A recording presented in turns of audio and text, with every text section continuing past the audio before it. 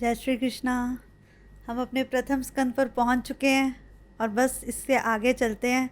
लेकिन आज फिर से एक आपसे छोटा सा क्वेश्चन, कैसा लग रहा है? सच में बताओ, किस किस को कुछ ऐसा फील होता है कि बस ना कुछ ज़िंदगी का मकसद मिला है?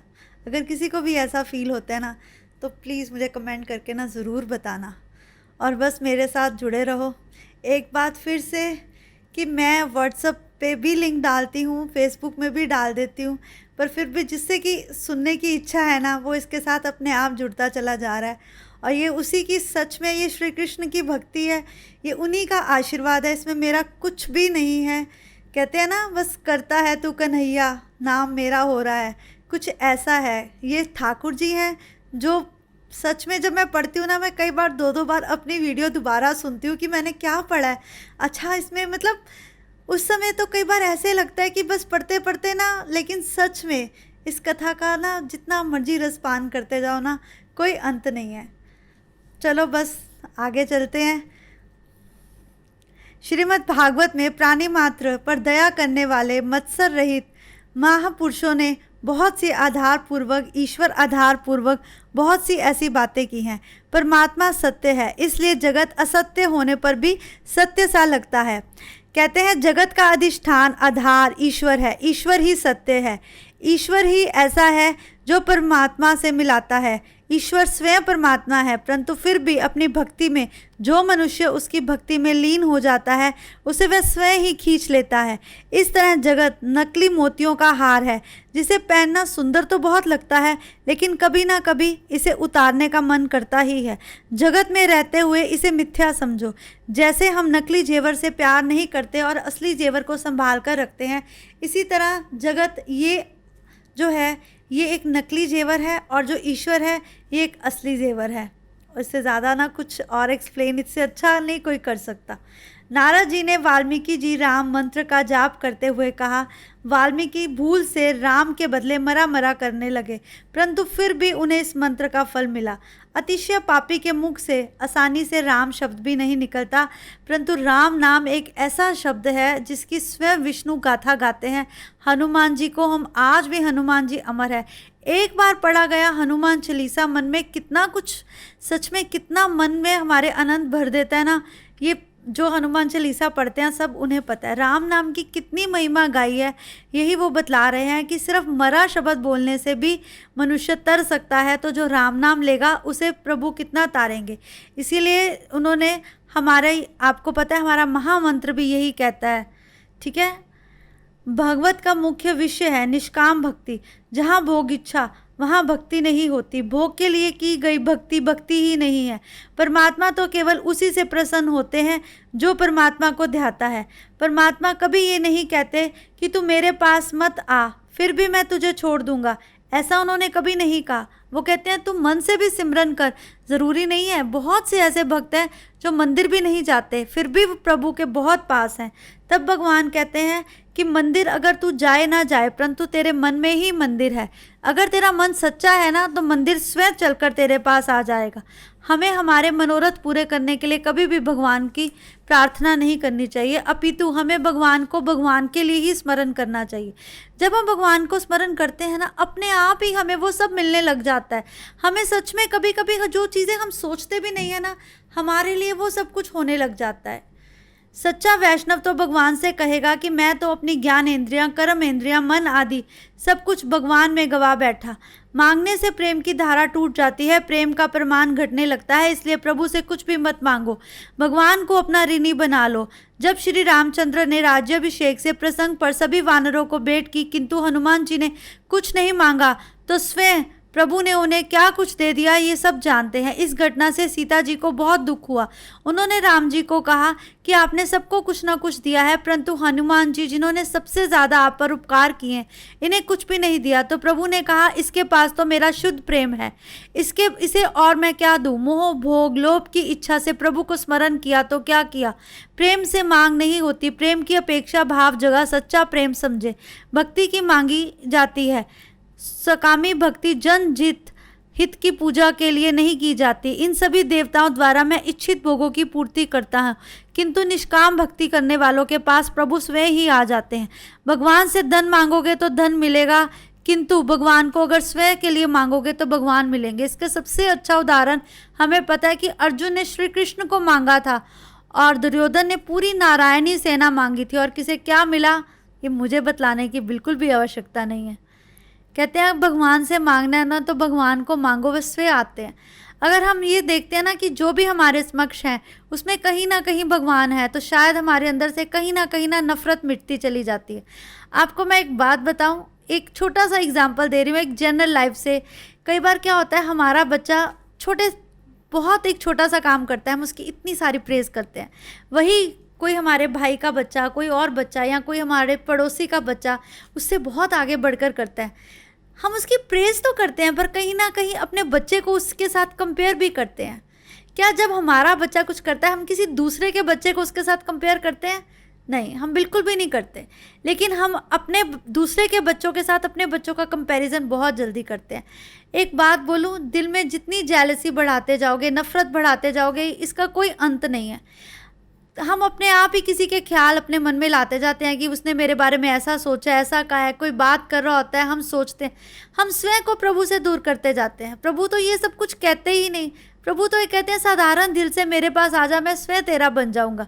परंतु अगर हम जैसे हैं हम वैसे कभी भी नहीं होते। हर मनुष्य अंदर से कुछ और बाहर से कुछ और है, और प्रभु कहते हैं ऐसा को कभी मत करो। गोपियों को वो इसीलिए प्यार करते थे क्योंकि गोपियाँ जैसी अंदर सी थी वैसी बाहर थी।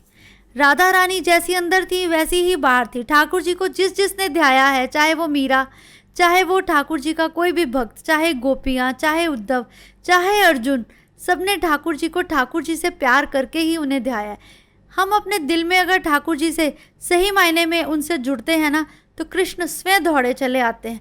कृष्ण तो ये प्रतीक्षा करते हैं कि कौन सा भक्त कब मुझे पुकारेगा। वे ये देखते हैं कि किसकी दृष्टि मुझे देख रही है। वे सब देखते हैं, लेकिन देखते हुए भी वह नटखट माखन खाने वाले बालक जैसा बन जाते हैं, जैसे वे गोपियों के घर बार बार जाते थे। गोपियों को भी मालूम था कि आज श्री कृष्ण आवेंगे, फिर भी वो मटकी को ऊपर रखती थी, उनकी माता से उनकी उल्हाना के लिए जाती थी, जबकि गोपियाँ स्वयं चाहती थी कि ठाकुर जी आए और हमारे घर का माखन खा के जाएं, परंतु फिर भी वह उनकी शिकायत करती थी।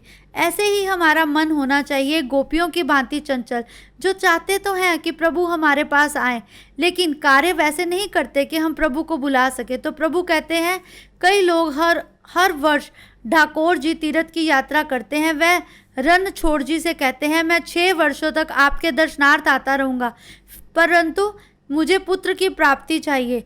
भगवान उसे पुत्र दे तो देते हैं, किंतु साथ साथ ये भी कहते हैं कि जा, आज से तेरा मेरा संबंध टूटा, क्योंकि तूने मेरी जितनी भक्ति की उसका फल तुझे मिल गया। प्रभु कहते हैं तू अगर भक्ति करने के साथ साथ अपने फल पाता जाता है, फिर तेरी भक्ति तो क्षीण हो जाती है। प्रभु से अपनी भक्ति की अपेक्षा कुछ मत मांगो, ठाकुर जी अपेक्षा से कुछ कम तो मानिए, तो ही परिपूर्ण है। प्रभु कहते हैं निष्काम भक्ति उत्तम है। जब तूने भक्ति करने के बाद फल पा ही लिया, तो फिर मेरा तेरा नाता कहाँ रहा? मेरा तेरा नाता तो समाप्त हो गया। वैष्णव मुक्ति की भी अपेक्षा नहीं करता, हरि के जन तो मुक्ति भी नहीं मांगते। मुक्ति की अपेक्षा शक्ति अलौकिक आनंद है। भक्ति में जिसे आनंद मिलता है उसे मुक्ति का आनंद तुच्छ नगण्य लगता है। वेदांती तो मानते हैं कि इस आत्मा का बंधन है, नहीं फिर भी मुक्ति का प्रश्न कैसे उठता है? वैष्णव मानते हैं मुक्ति तो मेरे भगवान की दासी है। अगर हमने मुक्ति ही प्राप्त कर ली, फिर ठाकुर जी कहाँ मिले? इसलिए ठाकुर जी से मुक्ति भी मत मांगो, उनसे सिर्फ उनको मांगो। दासी की अपेक्षा मेरे भगवान गुरुतर है। भगवान मेरा काम करे, ऐसी अपेक्षा कभी मत करो। भगवान को इसलिए मत ध्यावो कि वे तुम्हारा काम करे। भगवान को इसलिए मत सोचो कि भगवान तुम्हारे पास आवे और तुम्हारा कैंसर ठीक कर देवे। भगवान को ऐसे अपना दास मत समझो, अपितु ये सोचो कि अगर तूने मुझे कैंसर जैसी बीमारी दे भी दी है, तो फिर इसे सहने की भी शक्ति देवी, और फिर इससे लड़ते हुए मुझे को अपने पास ले जाने की शक्ति देवी। तब तो प्रभु तुम्हें इस बीमारी से लड़ने की शक्ति देते भी हैं। परंतु कैंसर आ जाने पर प्रभु को ही कोसने लग जाना, ऐसा कहाँ की मान्यता है? शिष्यों ने कहा है माता जी से कहिए कि वह मेरी बीमारी का इलाज करेंगी। माँ तब तक अपने बच्चे की बीमारी के लिए लड़ती है जब तक वह ठीक नहीं हो जाता। ऐसे ही श्री कृष्ण अपने भक्त की लाज रखते हैं, परंतु कहीं ना कहीं भक्त अपने कर्म भी तो भोगता है। रामकृष्ण ने कहा है कि माता मैं तुझे तकलीफ नहीं होने दूंगा। भक्ति का अर्थ ये बिल्कुल नहीं है कि सुख के लिए ठाकुर जी को हम अपना दास बना लेवें और उन्हें परिश्रम दे। अगर हम बार बार ठाकुर जी को यही करते रहेंगे कि आज मुझे इस मुसीबत से निकालो, आज मुझे ये मुसीबत है, आज मेरे बच्चों के लिए ये मुसीबत दूर कर दो, तो हम ठाकुर जी को तो अपना दास बना लेवेंगे और फिर दास कितनी बार आपके काम आवेगा। वो एक बार दो बार, उसके बाद तो वो उसको आदत हो जाएगी और वो आपसे दूर हो जाएगा और तुम्हारी भक्ति तुमसे छिन जाएगी और फिर तुम दरिद्र हो जाओगे। फिर तुम कहोगे मेरी भक्ति, मैं तो इतनी भक्ति करी, मेरी भक्ति का नाश कैसे हो गया। परंतु फिर तुम भक्त नहीं दरिद्र कहलाओगे। सुदामा ने श्री कृष्ण की इतनी भक्ति की, सबसे बड़े थे, दरिद्र थे, परंतु फिर भी उन्होंने श्री कृष्ण से कुछ ना मांगा। उनकी पत्नी उनको हर समय उल्हाना देती थी, परंतु फिर भी उन्होंने श्री कृष्ण से कुछ ना मांगा। इसे कहते हैं सच्ची भक्ति। तभी सुदामा श्री कृष्ण के सच्चे मित्र कहलाते हैं। कहते हैं दुख की गाथा सुनकर स्वयं ही प्रभु दौड़े चले आते हैं। तो फिर सुदामा भगवान की इस भक्ति पर कैसे खरे उतरे। उनके तो तंदुल के दाने से भी भगवान बहुत खुश हो गए थे, तो क्या हमारे मन की भक्ति से खुश ना होवेंगे। ईश्वर पहले हमारी परीक्षा लेते हैं, हमें वो देखते हैं हम कितना उसकी तरफ जा सकते हैं।